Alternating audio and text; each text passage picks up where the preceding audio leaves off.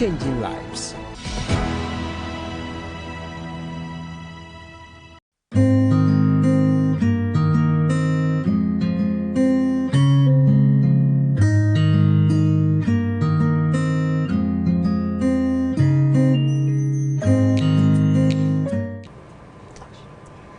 Hello lovely viewers, good evening. I hope you've had a very good day. And even if you've not had a good day, we all know that all things are going to work together for our good. You're welcome today to Hope Channel, and we hope that you enjoy yourself. I'm sure you may have probably seen the promotion for this program being aired on the channel. You probably saw it on our social media network. You've seen it elsewhere, or you probably even stumbled upon this channel. Whatever way you got to view us, we welcome you to the consulting room. So this program has basically been put together by the management of Hope Channel and a group of godly doctors who are seeking to educate us, inform us, and give us an idea about what happens in our lives when we go to the hospital, and generally when we have health issues, so that we'll be able to make good decisions, informative decisions about our health. I'm Mami Efua Kosa, and you are welcome to the consulting room. Today I have with me doctors. I'm Dr. Nyimeji. Okay, and Dr. Davis. Okay. We thank you for joining us this evening. We will go for a short break, and after we come back, the show continues. Thank you.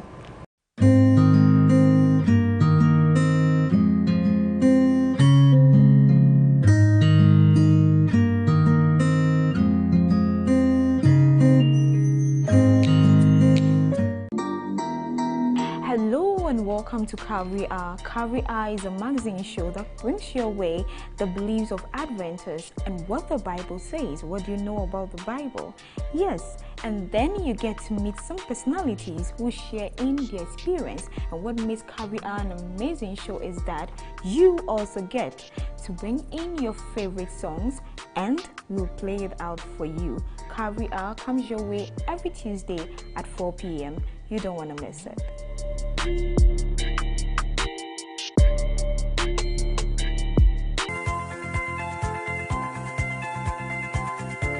The addition sonko ebrel ewo fie addition eboaye ma yedwuma enya nyinaso esanse so edwuma etumpo na ekonkan a osikasem ebeyie ema yeni emfaso bumbum achi na sika enyini bumbum nti se edwuma no edimu saa ansa na wadwen se wodi sika ekoma no Continental Free Trade Area Agreement ya be ni amapa be na de bresa edwumafo ye ekuo na nkasa ewo education unit ye do be content mu 2 weeks bia ye de mpanyinfo ba ha na muni abedi nkomo afa ekuo no ho na ehun faso a ewo ema wo odwumayeni. Hope Business Forum, showing this on every Tuesday at 8 p.m. live only on Hope Channel Ghana.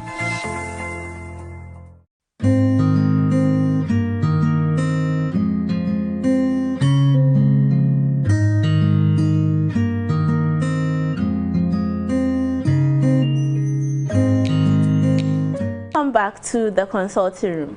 So we have our first patient, or our first client with us today, and he has a little question for us. So let's hear what he has to say. So he said, for the first time in my life, I had to attend the hospital on my own without my parents and my elder siblings accompanying me. I've been unwell for the past 3 days, and I'm unable to keep anything I take in as feed. The first thing I spotted at the hospital was the outpatient department. It was boldly written on the wall.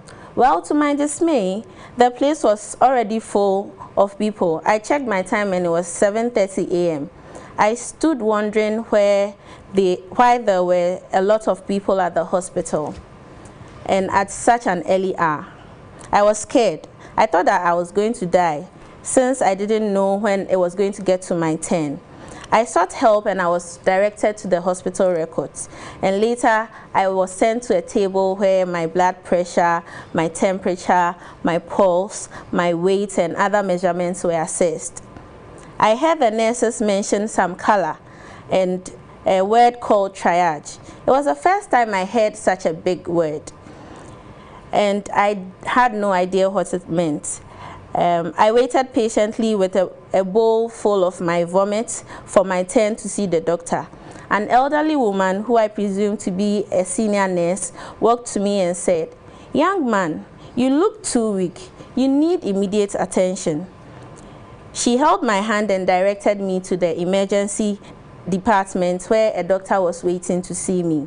I asked myself what I had done to warrant such preferential treatment. I could hear the insults and murmuring behind me from the people who had apparently come earlier than I had. I was quite happy that I got to be seen early. It was quite an experience, and I would want to know if it is a routine or it's just because I am Lucky Mensah. So our first patient is called Lucky Mensah, and he's had this experience at the hospital. Dr. Ayimedu, is this the routine in the hospital? That's quite a story, because it gives a summary of everything that goes on in the hospital. So I think I side with the question he has put out there for us. Okay, well, Dr. Davis. So he says he saw the outpatient department. Please, could you explain to us what outpatient departments, the records, what goes on there? Okay, so first of all, when the patient's walking, depending on the hospital setting, you might see the outpatient department boldly written. So outpatient basically means that you are seeing the patient, and then possibly you might detain or go home. That's the meaning of the outpatient. So basically, when they come, they first go to the records. So at the records, once again, depending on the hospital setting, some of them go the traditional way with their folder. They have to check in, retrieve the folders. Some to use the EMR. With that, once they key in your number, they get your full detail, and then you continue from there. Okay. So after I get to the hospital, I have to go to the records. Yes. That's what you're saying. So after the records, what happens next, Dr. Davis? So after your records, then you are directed to go to the triage. The triage. By triage, it means that you are sorting people out so that you're able to give priority to those who really need it. So at the triage, you have nurses there who are well trained to check the vitals of the patient. Dr. Davis, what is vitals? By vitals, we mean that the patient's temperature, okay, the blood pressure, the pulse, the sugar level.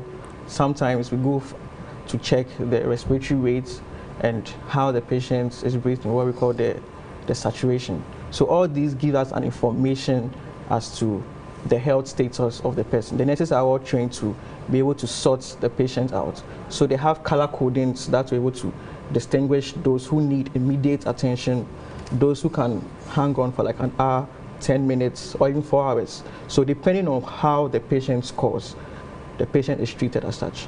So you mean to tell us that if I come, it's not, I don't get to be seen immediately or according to the time I come to the hospital. Yes, I get to be seen according to the color I got at the triage station. Yes.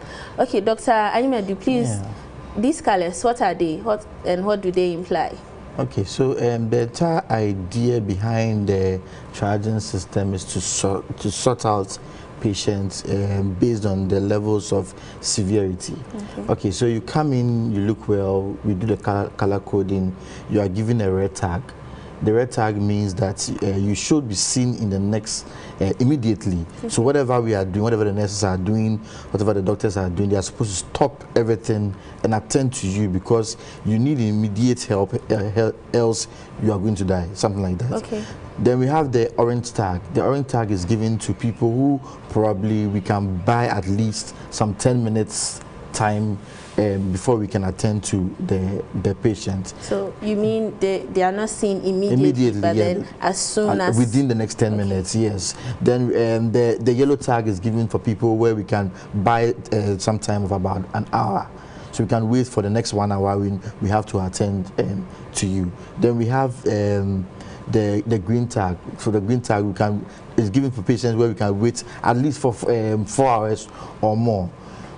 So they'll give them. So the most patients that we ask them to sit at the outpatient are those that we say they are stable. So we'll give them a green tag and say in the next 3 to 6 hours you can wait for whoever the doctor to take his time and then take care of you one by one. Then we also have the blue tag. The blue tag is giving people who come into the hospital and they're already dead. So those people, when we get a blue tag, we say, oh, he's already gone. Then we just have to move the patient to the morgue or something like that. Yeah. So it means that when I come to the hospital and I'm told to join a queue, or I see other people being attended to before me, it doesn't mean the nurses have favorites or the doctors have a favorite. Not at all. Yes. Okay. So ideally that's supposed to be, because it's very important for our listeners and the public out there to understand these color codings so that there won't be any fights or quarrel whenever you come to the outpatients. One, we understand that fine, you came at 7 o'clock, but someone else came at 8 and that person has called red. So it means that person should be given priority more than you. Once that level of understanding is there, everything goes on smoothly. Okay. So I guess we are all learning that when you get a tag, you might have to be seen immediately, you might have to be seen within the next 10 minutes or within an hour, or sometimes up to 4 or 6 hours. So, dear viewers and listeners, please, when you walk into the OPD or the emergency room and you are stalled, I hope you don't go and fight your doctors anymore. All right, so Dr. Anyimedu, yeah. I've been given a green tag, which means I have to wait for a while before I see the doctor. Yeah. What goes on when I get to the doctor's, in front of the doctor's office? Okay, so it depends on hospital settings. So some hospitals, they have open clinics, open OPD clinics for specialties. So let's say a surgery clinic, an obs and gynae clinic, which with a woman you know as antenatal. Okay. You understand? They are all OPD clinics. So what you do is that wherever you find yourself, it is the normal OPD polyclinic, you just go there. If it's that for the specialties, you do that. Then they direct you and they ask you to sit behind the consulting room or some particular designated waiting areas. And when you sit there, what usually will happen is that in some hospitals, you would have, say, one of the senior nurses or maybe the public health department or the community nurses come to you and they take you through some health topics or some health discussion that will help you in some form. In some places, in some hospitals too, they have these posters which they have displayed on the walls, as well as TVs they've posted at vital places where they do a series of discussions on it. So you sit there, make yourself comfortable and look at these things and try and learn something at the end of the day. And you wait patiently for the nurses to come and arrange you into a particular order, usually based on who came to the hospital first, and also based on whose condition will also need immediate help amongst the people who need to wait. So it's not to anybody's discretion, but then it's to a set of things that have been laid down. Based on hospital policy and stuff like that, right? Okay, yeah. So does it run across board? Is it similar or is the same in all hospitals, Dr. Davis? Yeah, so as Doc initially said, so it's based on the hospital setting. Some hospital will tell you that before you go and see the specialist, you have to pass through the general OPD. So with that, you pass through the general OPD, you are seen and then you are referred to see the specialist. So others to write at the triage, when you tell them your complaint, they're able to sort you out and immediately you go and see the specialist without passing through the general Thank you. Okay, so within these few minutes, we've learned about triage, we've learned about the callus, we are learning about sorting and the queuing of patients according to how they'll be seen. I think this show is going to be very interesting, and I hope we join every week, 8 p.m. on Mondays. So we'll go for another break and we'll continue the show when we return. Thank you.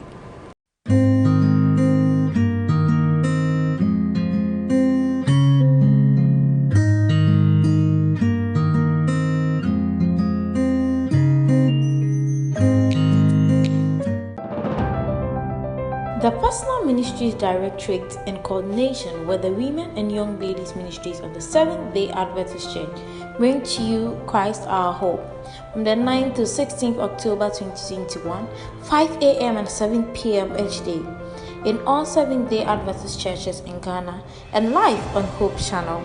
This is a total member involvement. I will go. Will you? Anymore, Yam and Kenyan Coupon, their wire and Yamaya, Yamia Dumunti, I him crow Melinda, upon the 4 Asafono, Yadisi or Anya in fear Ediana. Hooray! And Nuntia Safre, Honorable Abet Kandapa, Security Minister, Honorable Kakarichan for DC, Epidac Abre, Nana in Crystal Coco Tosonai, Nana Amadapa, and him Croatian, and Honorable Collins Adumako, Epidac Abre North MP, and Nunti Jumadi Basso, Afia Mu 2021. Ewo busome edu ni da etosumi enu be kan 2nd October 2021 ya ewo ahinkro memenda akwanwefo asafo ewo offense kwa no ho ha What you met the free health screening any communal labor ever for so. I think so your budget into war at the amount grow asafo was school dying of this will see the mamma frano any assorry dying out of this will see. Miss Santin yet you and Safro said bra come bra now be sugar. The addition stronko ebro ewo fie addition eboaye ma yedwuma enya nyinaso esanse so edwuma etumpo na ekonkan a osikasem ebeyie e ma yeni emfaso bumbum achi na sika enyini bumbum nti se edwuma no edimu saa ansa na wadwen se wodi sika komando Continental Free Trade Area Agreement ya be niama pabe na de bresa edwumafo ye ekuo na nkasa ewo education unit ye do be quantity mu 2 weeks bia ye de mpanyinfo ba ha na muni abedi nkomo afa ekuo no ho na ehun mfaso a ewo emawo odwumayeni Hope Business Forum, showing this on every Tuesday at 8 p.m. live only on Hope Channel Ghana.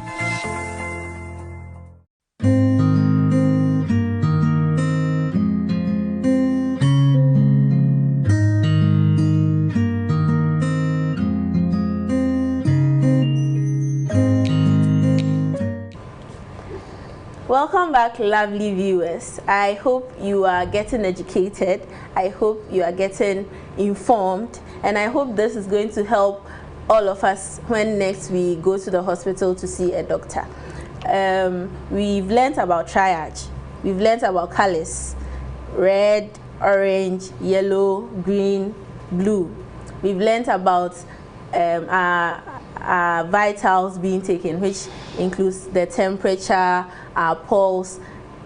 Pulse is how fast our heart is beating, how fast we are breathing, how much air we have in our blood, a whole lot, and our weight, a whole lot of things. We've learned about what happens when we get the green tag and we have to go and see a doctor on OPD basis. So, Dr. Imedu, I've been given a green tag. I'm sitting outside your consulting room.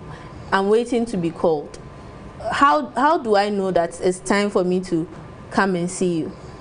Okay, so once again, it's based on the hospital policy. So in some places they have a bell where you do ring a bell and ask you to enter.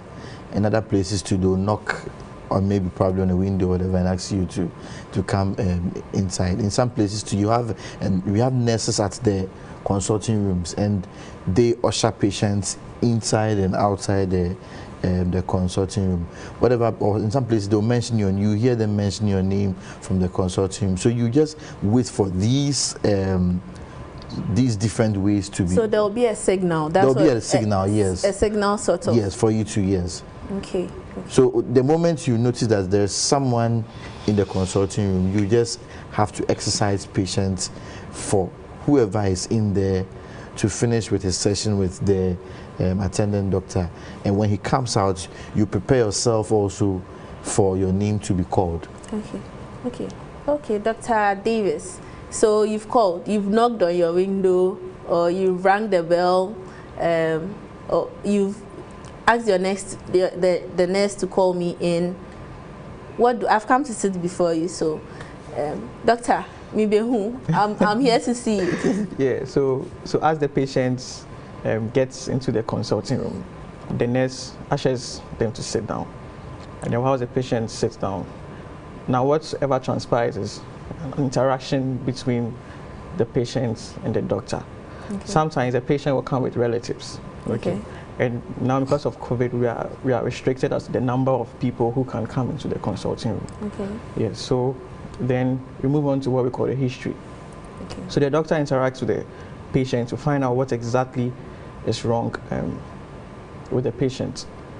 Most times, some of the patients would like to go as far back as 1 year, 2 years back, but I mean, our interest is what is wrong with you now.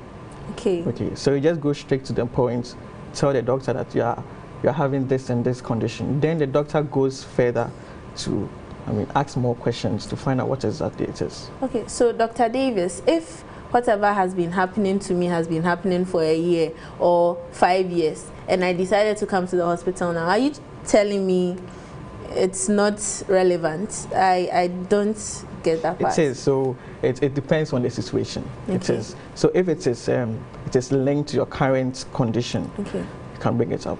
Okay. So you would want to deal with what is wrong with me now. Yes. Then we go backwards and see the relations. Yes. So with the history, after asking about the history, then you move on to direct questions. Sometimes the patient might have forgotten certain sign or certain symptoms. Okay. So we go ahead to ask them, do you have this, do you have that, are you also having this? All these things tends to create a picture of the condition that the patient is trying to point out.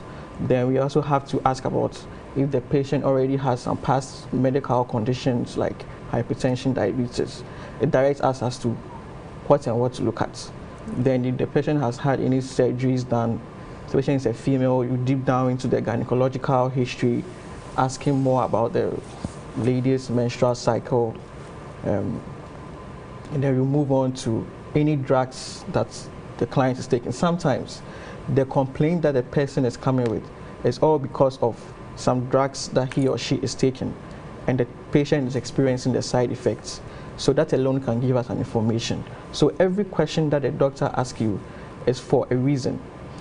Most of the times we think that once I have headache, doctor should just focus on the headache. No. Okay.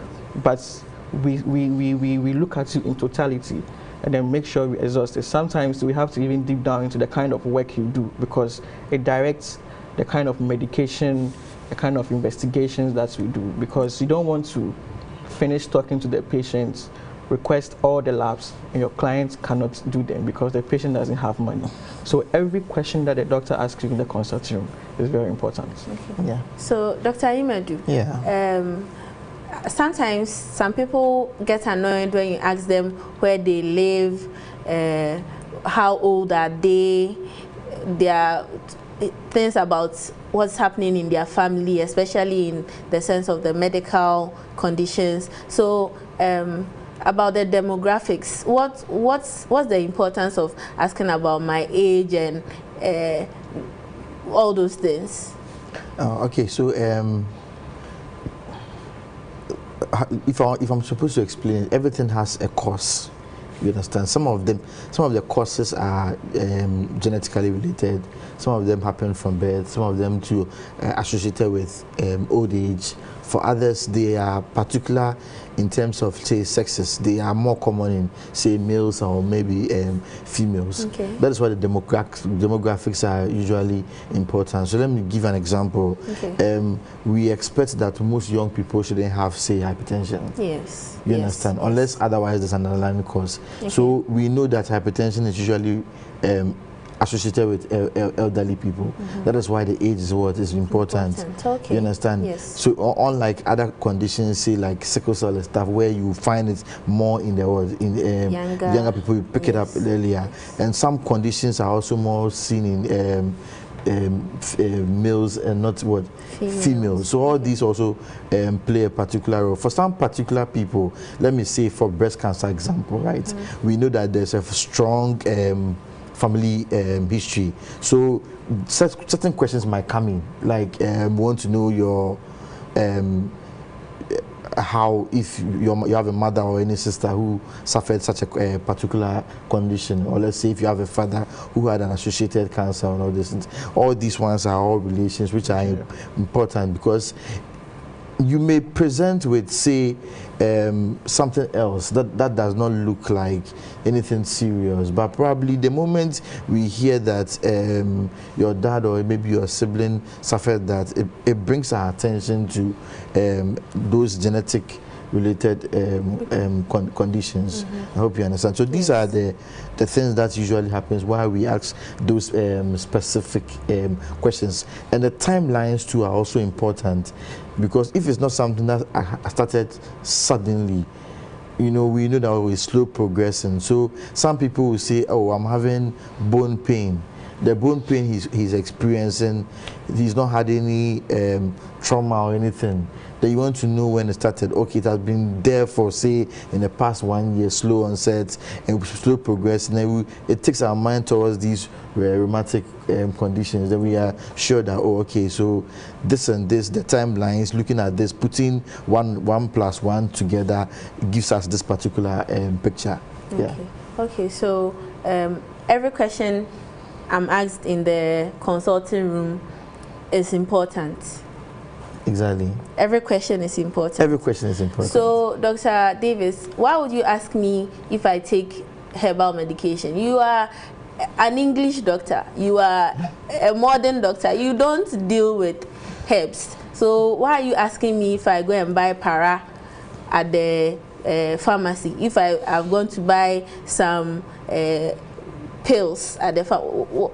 What's the importance? All right. So, it's very important for us to ask these questions, because one, some of the medications that we are going to give or likely to give can interfere with whatever you are already taking, and then the herbal medications do have side effects, which in turn can affect your liver, your kidneys, and all that. So once we have that information, we're able to advise you on what to do or what not to do. So it's very important that we focus on whether you are taking medications or not. And sometimes, if the patient is already on a lot of medications, we are going to add up. I mean, compliance is a problem. Dr. Davis, compliance. What is compliance?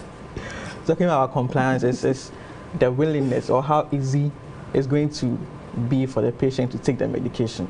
For example, if I have 10 medication taken, are hypertensive and diabetic, most of them come in with condition because they're not taking that medication. Okay. Not because they don't want to, but they feel that it's too much for them. Okay. So we ask all these questions so that when we are giving the medication, we try as much as possible to reduce the load or the total medication that patients are going to take. Okay, so the other thing to do, just to add on, is so you come and you are complaining of symptoms that suggest like it's malaria. Most of the people in Ghana here would have treated malaria at home before they came into the hospital. There's no need for me to go and write another anti-malaria for you. So I'll probably ask, oh, I know you have already taken anti-malaria, so there's a need for me to hold on. I'll probably ask you to go and do the labs and come back. And even if I decide to even give you another anti-malaria, I'm not going to write the common ones. There are others that we probably usually call the second line therapy. So yeah, so all these medications are important because it helps us and guides us in the way we should manage our patients. Yeah. Okay, so right now we are talking about the importance of the questions a doctor would ask when we go before them. Sometimes too, you ask about what I do. You briefly mentioned it, Dr. Davis, but Dr. Anyimadu, what does what I do have a bearing on my health, or what you want to do for me? Why would you want to know what I do? Okay, so if someone who plays tennis comes to me and is complaining of wrist pain, it makes sense because he's always swinging the wrist. You understand? Or someone comes with, let's say, an injured nail, and a person is a carpenter. You understand? Probably maybe he hits his hand on the what? The hammer on his nail. Yeah. You understand? Yes. Someone comes and is complaining of, say, chest pain. We've treated malaria pneumonia for a very long time, but the person is into charcoal business. Okay. You understand? He's inhaling all stuff. These are ideas that come into my mind. Someone comes and having rash all over. You've treated. You are not finding answers to it.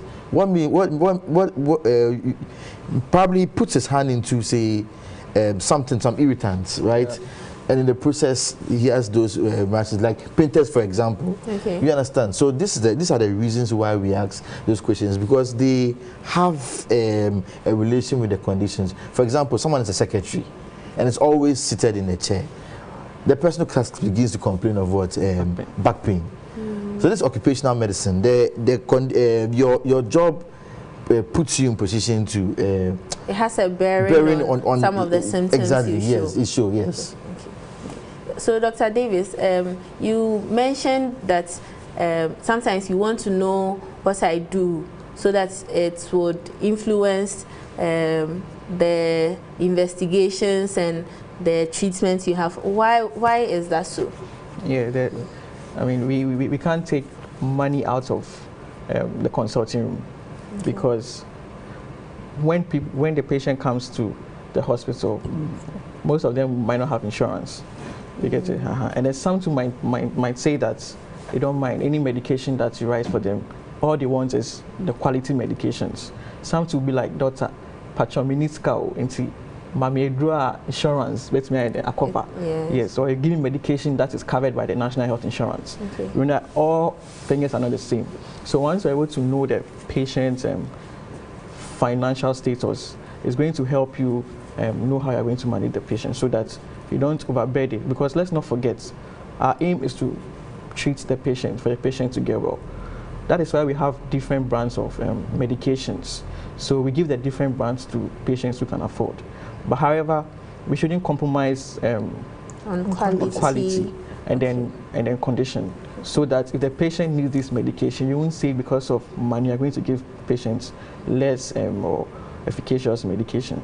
Okay. So we balance all these things to make sure that we are giving the quality care to the patient. So you don't want to take too much of my money, but then you don't want me to go for something that will not help me so that eventually. You come back again. Okay, so you are taking care of the patient wholly, not the sickness. Yes. Okay. That's thoughtful of doctors. I hope we all understand that they are there for our good. Yes. So we are being told that we have to give the right answers to all the questions that we are asked. We have to be truthful. I don't think any doctor can ridicule you. Sometimes some conditions are, some things we say are funny, but then it will be just for a brief moment. So you have to sell your sickness to get your medicine. Oton oyaria.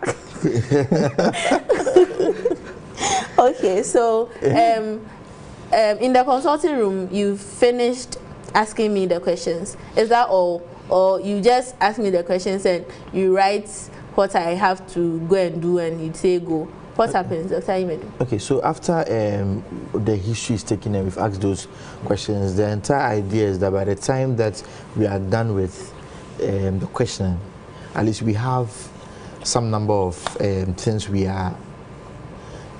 think you may have. Usually we stay away from making a diagnosis straight away. When I say diagnosis, I mean saying you have A or B straight away. So we say, okay, you could have A or B or C. Do you understand? But to confirm it, can you kindly do these particular laboratory investigations for us? So before the labs, some doctors touch some of the patients. Yes, okay, sorry, I didn't mention that. So you are right, thank you for reminding me. We call that examination. So there's a process of examination. What we do is that first we'll look, we touch, we listen, and we feel, and we smell. So we try to involve all our senses. You understand? So I look at you. How do you look? How critically ill do you look? Do you look like somebody who has lost weight over time? Do you look like somebody who cannot probably walk? Do you like somebody who looks too dry for my liking? Does your eyes look too yellow for my liking? Do you look pale? Like, these are all questions things that we look out for. We touch you, and after we touch you, we want to check whether you feel hot or not. So probably the nurse, whoever is at the triaging station, would have said that your temperature is, say, 37.0, which most people will say it's normal. You understand? But the moment you come into the consulting room and I touch you, I get to know that you are what? Warm. You are warm. It now brings my mind back. Could this be problematic, or is there a need for me to recheck the vitals? So these are things that we do. The more we are done to, we'll listen. So, but the listening is based on what we are looking out for. So usually we do a lot of focus examination. So especially in the OPDs. So say I'm listening to your chest. What am I trying? There are certain things we want to hear in the chest, and we correlate that with the history you've given to me. If there's a need to touch and feel too, we do the same thing. And at the end of the day, we have a picture. So after the examination, then we can now narrow down to some examples. Say you may have A, B, or C. Then from there, we'll ask you to go and do some investigations to confirm our diagnosis here. So Dr. Davis, I'm female. I'm a woman. I've come to your call. Will you ask me to remove all my clothes, or will there be somebody there? Because I'm a woman, and I can't just let you come and see me as I am. So what's there in the consulting room to help with all of this? Okay, so in the consulting room, for a male doctor, you need to get a female nurse, what we call a chaperone. So the chaperone is to make the patient feel at ease, comfortable that there's someone there, so you're not alone. And then aside that, it's also for medical legal reasons. Medical legal? Hey, yes, nowadays. Medical legal. Nowadays, with social media and suing, it's very important that somebody is there to act as a witness, so that the patient cannot go and fabricate lies or stories about the doctor has touched the patient inappropriately. So that is why it's important that, and then about the place you touch where the patient is complaining of. Okay, so that if it is the abdomen, the patient is feeling abdominal pains, you expose only that section of the abdomen, and then the doctor would examine appropriately.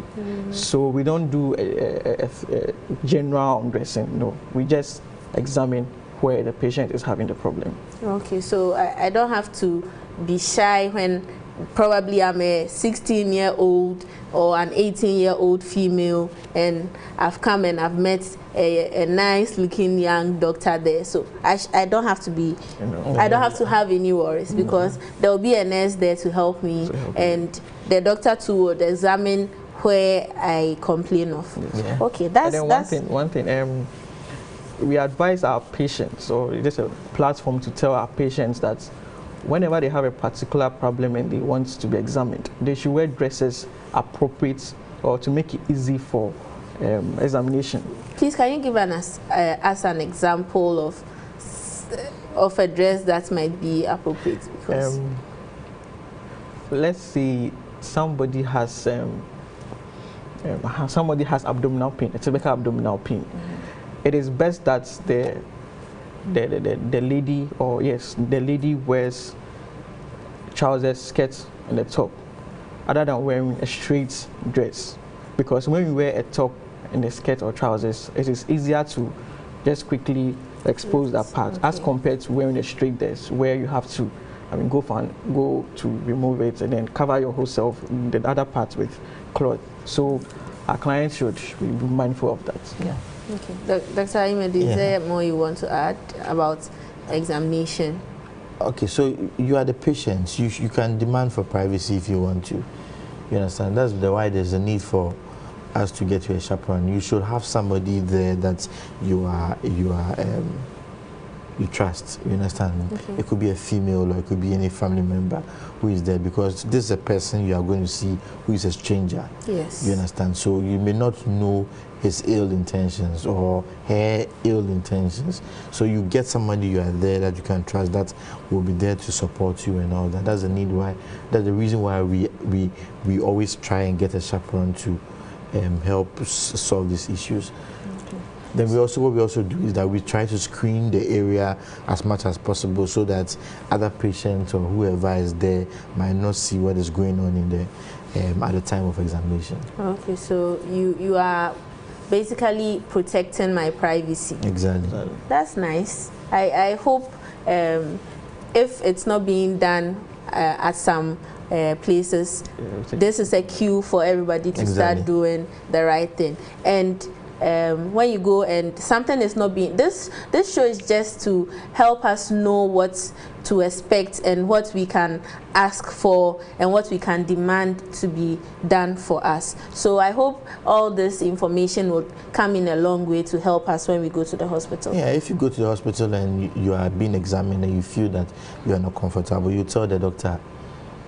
You understand? Get somebody, tell the doctor, demand it that you need like a chaperone, another person around. There's nothing wrong with it. Yeah. So it's within my. Yes. Okay, that's that. I think, especially for the young females, they really have a problem with that, and their fears are not unwarranted. Not at all. Yes, doctors are not saints, but we are not bad people too. Yeah. Yes. Okay. So I've been examined. The doctor has finished writing. Doctors, your handwriting. Hey, you finished writing the things we've discussed or we've had a conversation about. You've written down whatever you saw on my body. Now I have to go to the lab. Is there every time that I have to go to the lab? And why must I even go to the lab, Dr. Davis? Yeah, so Dr. Animedu initially said that sometimes at the end of your interaction and your examination, you have some diagnosis in mind. So you need to do these labs to confirm or also to rule out some of these. So it's very important that we do the labs. And then some of the conditions to right away, you're able to know that this is what is wrong. They are classic. Yes. Okay. So with that, you can give medications and then ask for a follow-up visit so that you see if there is improvement. So the labs are very, very important. Our clients should not frown or should not see it as we are wasting their time whenever we request that they go and do certain basic labs for us. Yeah. There are even times that I tell patients, they come and like, oh, doctor, what did you see in my labs? Or is there anything that you want me to? And I'm like, oh, there's nothing wrong with the labs. Then they are worried. So why did you ask me to go? And I'm like, the fact that I didn't see anything even tells me that I found something. Okay. Because at times we want to even do it and not find anything to confirm what we are thinking about. Okay. Yes. Okay, so everything that we are doing in the consulting room has a reason. I think sometimes as doctors, we have to talk a bit to our patients, and that's why this show is here. The doctor-patient ratio in Ghana is just outrageous. We have now the current census that we have over 30 million Ghanaians, and I don't think doctors in Ghana are more than 8,000. So you can do the math here. So if you come to the consulting room and the doctor doesn't spend so much time with you, explaining all these things to you, sometimes bear with them. Unfortunately, that's the system we have. But that is why the consulting room is here to help with all these questions that we have. We are going to go for another break, and when we come back, we would talk more about some issues and we would answer a few questions that have been sent to us. Thank you, and this is the consulting room.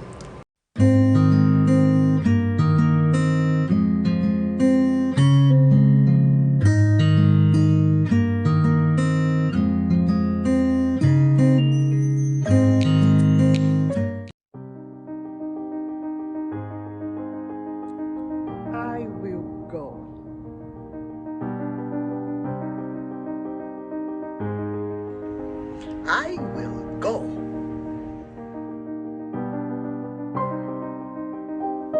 Nitaenda. Sasa.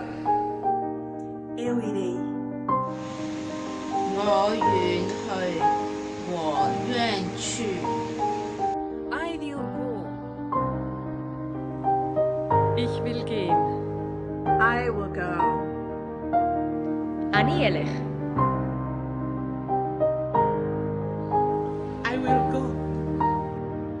I will go. I will go. I will go.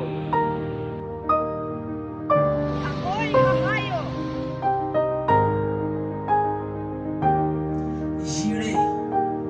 I will go. Reach my world, won't you?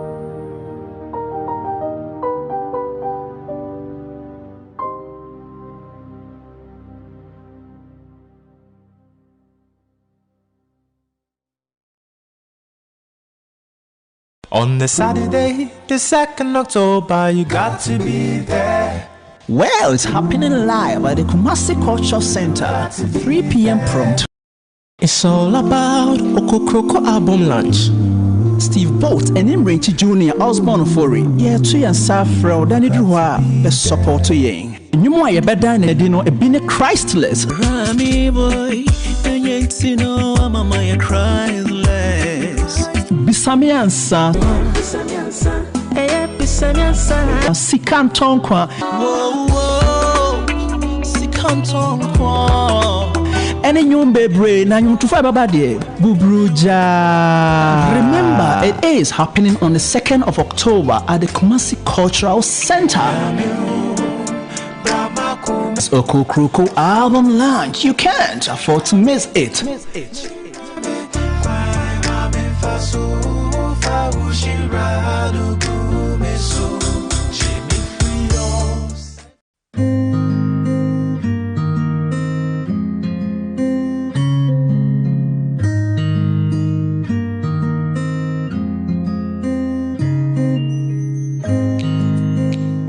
You're welcome back to the consulting room. We are having a very wonderful conversation here with our doctors, Dr. Ayimedu and Dr. Davis.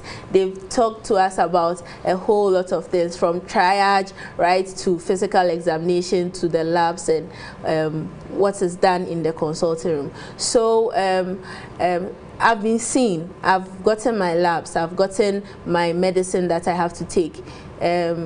What happens?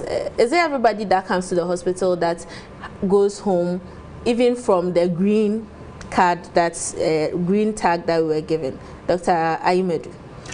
So as we said, so obviously those who are probably red tagged or orange tagged would more or less be admitted in the hospital. But for the green tag, based on the labs and certain things we see, there are different options. Okay. So some of the options include, maybe we will say we are admitting you in the hospital for some time, so for specialist care. another example, another type, what we can also do is that we will detain you for say 24 hours or say from some few hours for you to get what we say drip to go. You take some medications, then when you are done, you what? You go to your home, you go to your house. Another option too is that we will say, okay, you need to see a specialist, or you need to see a particular doctor, but maybe based on the facility you find yourself. For example, I find myself in say my home, the clinic in my hometown, where I know that I cannot treat eye diseases. What is the essence of keeping the patient there? You understand? Or you have a hernia. I know that I don't have a theater to do a repair there. What's the sense of keeping the patient? So you refer the patient to see a specialist, or you refer a patient to a particular hospital where you know that they have a surgeon there, or they have an eye doctor there. So referrals are also part of management. So when you come to a hospital and you are told that you are going on referral, you don't need to be angry with us. It's all part of it. Yeah. Okay, so it's either I'm detained for a few hours, I'm admitted for a few days, or I'm referred to see another specialist. Okay, so Dr. Davis, is it everybody that has to come for reviews in the hospital? Well, when I come to the OPD? Okay, so it's not everybody that would want to come for a review, especially when you're in a facility where your outpatient department is very packed. If I'm making everyone come for review, I mean, you can't handle them. So it's going to be patient-based and then condition-based. So some of them will have to come for earlier reviews or later reviews, so that you see if the medication you are given is working. And then some of them, so you give them shorter review to also ascertain whether they are really taking their medication. So for example, you start a patient on hypertension medication, newly diagnosed.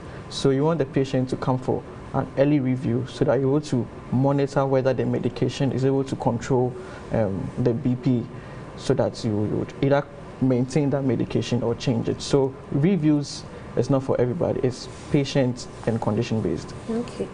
So thank you very much, Dr. Davis and Dr. Imedu. I think you are really educating us. So quite a number of people have questions for us. The first question came for Dr. Imedu.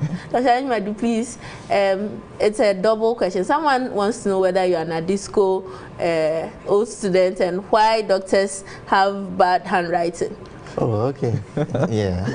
I'm a strong Santa Clausian. Oh, okay. Okay. Yeah. Okay. And I'm proud of it. Yes, please. Please, why do you write badly? Okay, so it's not that we are taught to write that way. That's what a lot of people say. But I think where the problem comes from is the patient load. Okay. Because you are supposed to see a lot of patients, usually within a very short time. So you don't have time to be very to take meticulous in your writing here. So we tend to be very quick. But with time, what I also noticed is that because of that kind of writing, to get to a point in time, our handwriting also gets messy. Okay. But we are trying our best. At least we try our best to write in such a way that our colleague or any other health person can read what I've written. Yeah. All right. Okay. So the next question goes to you, Dr. Davis. Please, someone is asking, after we have our conversations in the consulting room, are we allowed to review whatever has been shared between a doctor and a patient with family members or friends? What's the law about this thing? Okay. So once again, it's going to be based on the condition, because there's some condition you don't want to quickly disclose it with a relative. For example, someone has been diagnosed of HIV/AIDS. Okay, he or she would not like to easily disclose it with friends and relatives. They want to keep it confidential as possible. So before you would involve a third person, you have to seek the consent of the patient. However, some condition will require social support. For example, someone who is a newly diagnosed hypertensive or diabetic, this patient will have to be on diet management plan. Okay. Yes, so you have to be supportive. Everybody have to come in. So whether you call a relative, you explain it for them so that everybody comes to an understanding. So that whilst they are going home, they are going to live by whatever the doctor has said, and even prompt the patient that it is time for you to take your medication. So it is based on the condition. You have to first seek the consent of the patient involved before you involve the third person.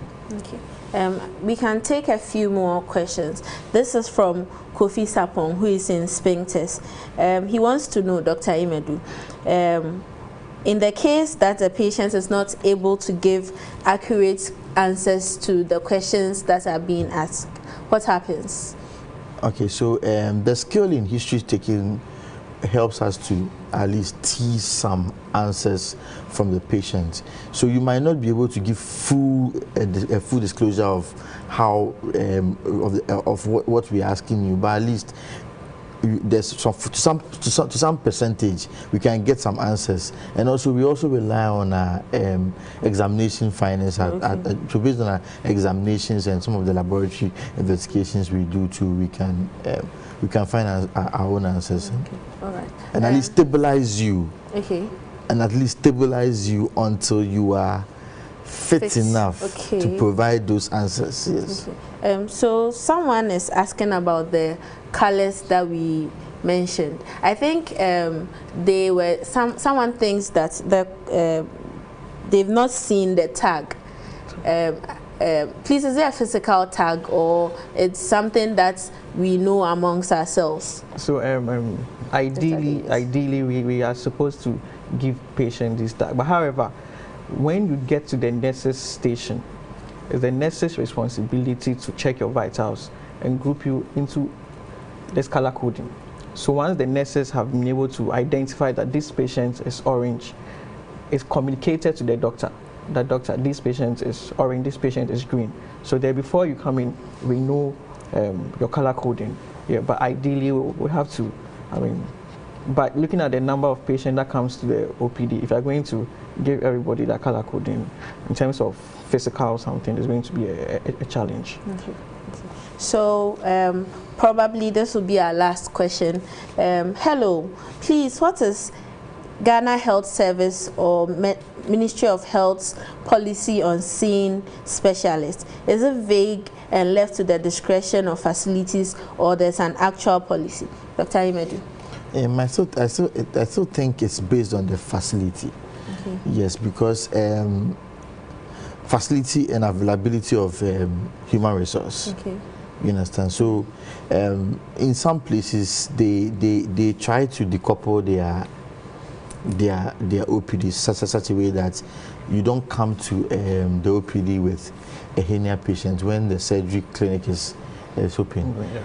And even for pediatric clinic, if you are observant, you notice that not a lot of people go take their kids to general OPD clinic. Most often there's always a pediatric OPD, and the pediatric OPD is a specialist clinic. Okay. So in some settings, we are allowed for patients to walk straight to the emergency, but it's still based on the hospital and their policy. Okay. Which should be in tandem with the Ghana Health Service and the Ministry of Health policy. Okay. So we've heard so much today. We've learned a lot today. We've heard about triage, colors, labs, investigations, the physical examination. We've heard about so much today, and this is what the consulting room is about, giving all of us information so that we'll be able to assess better health care and make informed decisions on our health. So I hope this being the first show, it's been interesting enough for you to join us this and every Monday at 8 p.m. We thank you, Doctors Anyumedu and Dr. Davis, for joining us in the consulting room today. We hope that next week, Monday, would see all of us back here in the consulting room. Have a good evening and thanks for watching.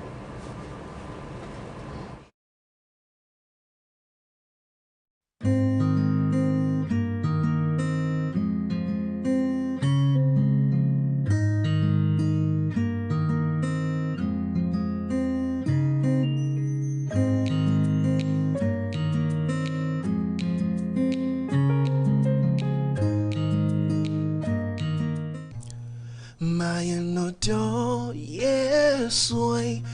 Mayanoto. And I don't follow more crystal moment that we be asked.